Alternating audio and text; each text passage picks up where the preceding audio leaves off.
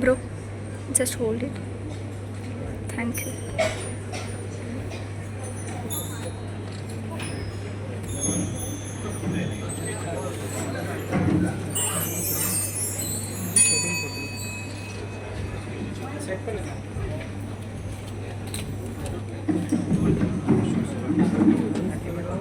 ಗುಪ್ತನ ಸವಾಲು ಮತ್ತು ತೆನಾಲಿ ರಾಮನ ಬುದ್ಧಿವಂತಿಕೆ. ಪಾತ್ರಗಳು: ತೆನಾಲಿ ರಾಮಕೃಷ್ಣ, ರಾಜ ಕೃಷ್ಣದೇವರಾಯ, ವೆಂಕಟ ತಾತಾಚಾರ್ಯ, ಮಣಿ, ಮಾತೃಭಾಷೆ ಗುಪ್ತ ಹಾಗೂ ತೆನಾಲಿಯ ಹೆಂಡತಿ ಶಾಂತ.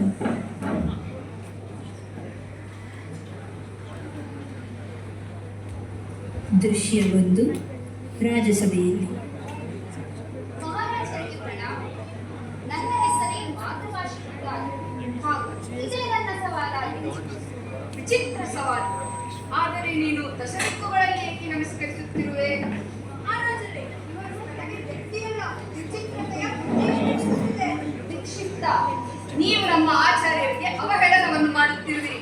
ನಿಮಗೆ ಮೃತ್ಯುದಂಡನೆಯನ್ನು ನೀಡಬಹುದು. ಅವಶ್ಯವಾಗಿ ಮಹಾರಾಜರೇ, ಆದರೆ ನಾನು ಅದನ್ನು ನೋಡಿದೆನು ಅಷ್ಟೇ. ಏನನ್ನು ಕಂಡಿರಿ ನೀವು ಪ್ರಕಾಶದಲ್ಲಿ?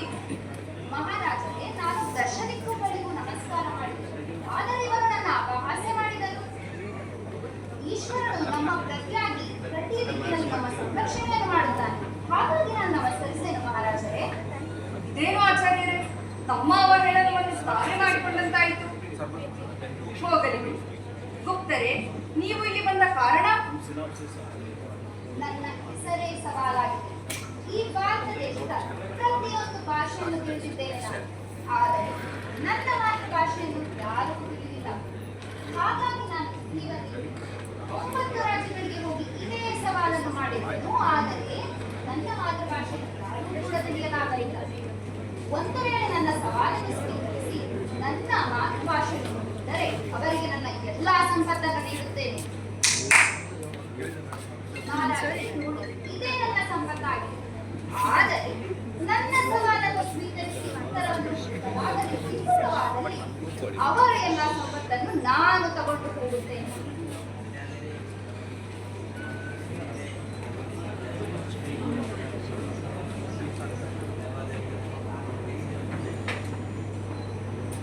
ಮಹಾರಾಜರೇ, ನಾನು ಇವರ ಸವಾಲನ್ನು ಸ್ವೀಕರಿಸುತ್ತೇನೆ.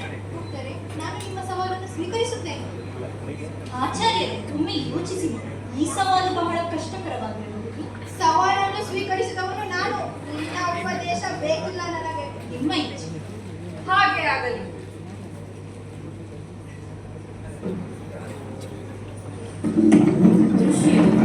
ರಾಜನ ಔತಣಕೂಟದಲ್ಲಿ. ರಾಜ, ಆಚಾರ್ಯ ಹಾಗೂ ಗುಪ್ತ ಔತಣಕೂಟದಲ್ಲಿ ಕುಳಿತಿರುವರು. ಆಗ ಮಣಿಯು ಮೂವರಿಗೂ ಎಲ್ಲಾ ರಾಜ್ಯದ ಸಿಹಿ ತಿನಿಸುಗಳನ್ನು ಬಡಿಸುವುದು.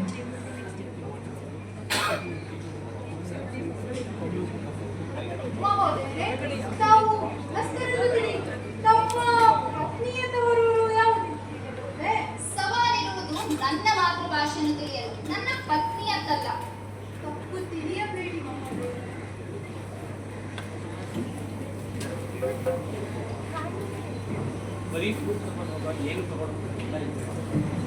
ಮಹಾರಾಜರೇ, ನನಗೇನು ಹಸುವಿಲ್ಲ, ನಾನೇನು ಹೊರಡುತ್ತೇನೆ.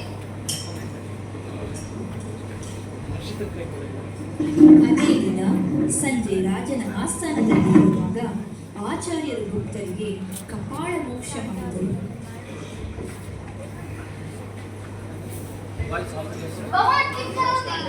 ಇದೇನು ಮಾಡುತ್ತಿರುವಿರಿ ಆಚಾರ್ಯರೇ? ಇಲ್ಲ ಇಲ್ಲ ಮಹಾರಾಜ, ಇಲ್ಲ. ನನ್ನನ್ನು ಕ್ಷಮಿಸಿ ಮಹಾರಾಜರೇ, ನಾನು ಅವರಿಗೆ ಕಪಾಳ ಮೋಕ್ಷ ಮಾಡಿದರೆ ಅವರು ಅವರ ಮಾತೃಭಾಷೆಯಲ್ಲಿ ಕೂಗುವರೆ ನನಗೆ ಮಾಡಿದರು. ಹೌದು, ನಿಮ್ಮ ಮಾತೃಭಾಷೆ ಸಂಸ್ಕೃತ ಅಲ್ಲವೇ? ಅಲ್ಲ, ನನ್ನ ಮಾತೃಭಾಷೆ ಸಂಸ್ಕೃತ ಅಲ್ಲ. ಹಾಗಾದ್ರೆ ವಿಫಲವಾದಂತಾಯ್ತಲ್ಲವೇ?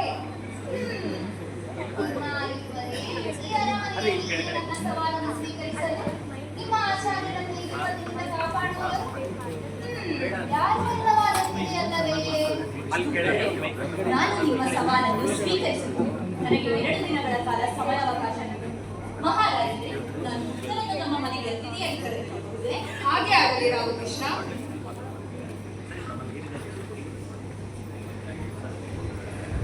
ದೃಶ್ಯ 3.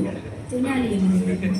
ತೆನಾಲಿ ಮತ್ತು ಮಿತ್ರರು ಬೇಗನೆ ತಮ್ಮ ಮನೆಯನ್ನು ತಲುಪುತ್ತಾರೆ. ಅಲ್ಲಿ ತೆನಾಲಿಯ ಪತ್ನಿಯು ಅತಿಥಿಗಳಿಗೆ ಆರತಿ ಬೆಳಗಿ ಅವರನ್ನು ಮನೆಯ ಒಳಗೆ ಸ್ವಾಗತಿಸುತ್ತಾಳೆ.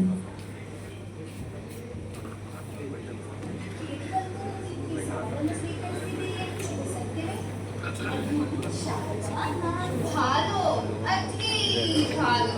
ನನ್ನ ಪಿತಾಶ್ರೀಯವರು ನನ್ನನ್ನು ರಾಜಕುಮಾರಿ ಎಂದು ಕರೆಯುತ್ತಾರೆ, ಆದರೆ ಇವರೇನು ಭಾನು ಅನ್ನುತ್ತಿದ್ದಾರೆ. ಭಾನು ಎಂದರೆ ಬಂಗಾಳಿಯ ಸುಂದರವೆಂದು.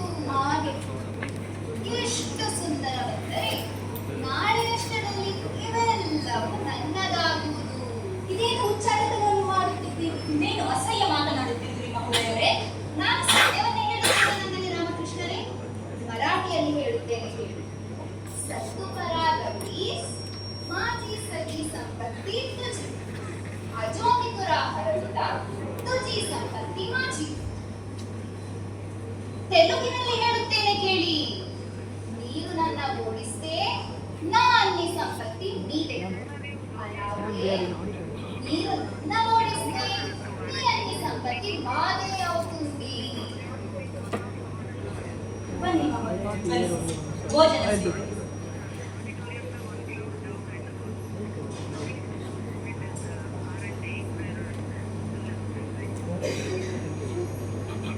ಆಚಾರ್ಯ ಮತ್ತು ಮಣಿ ತೆನಾಲಿಯ ಮನೆಯ ಕಿಟಕಿಯಿಂದ ಹೇಳುತ್ತಿರುತ್ತಾರೆ.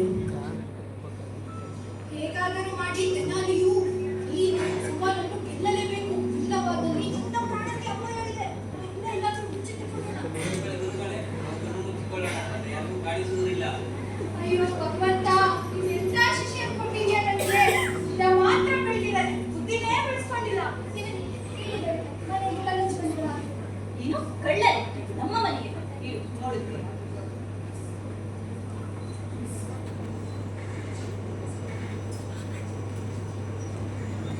ಕೇಳು ಶಾರದಾ, ನಮ್ಮ ಮನೆಯಲ್ಲಿ ಕಳ್ಳರೇನಿಲ್ಲ, ನೀನು ಚಿಂತಿಸಬೇಡ, ನೀನು ವಿಶ್ರಾಂತಿ ಪಡೆದು. ಬನ್ನಿ ಮಹೋದಯರೇ, ವಿಶ್ರಮಿಸಿ.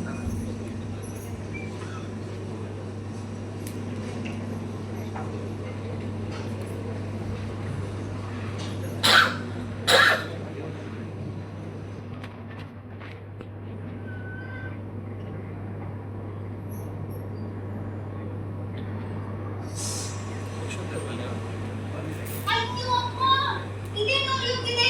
ಭಯಪಡಬೇಡಿ, ಭಯಪಡಬೇಡಿ, ವಿಶ್ರಮಿಸಿ, ವಿಶ್ರಮಿಸಿ.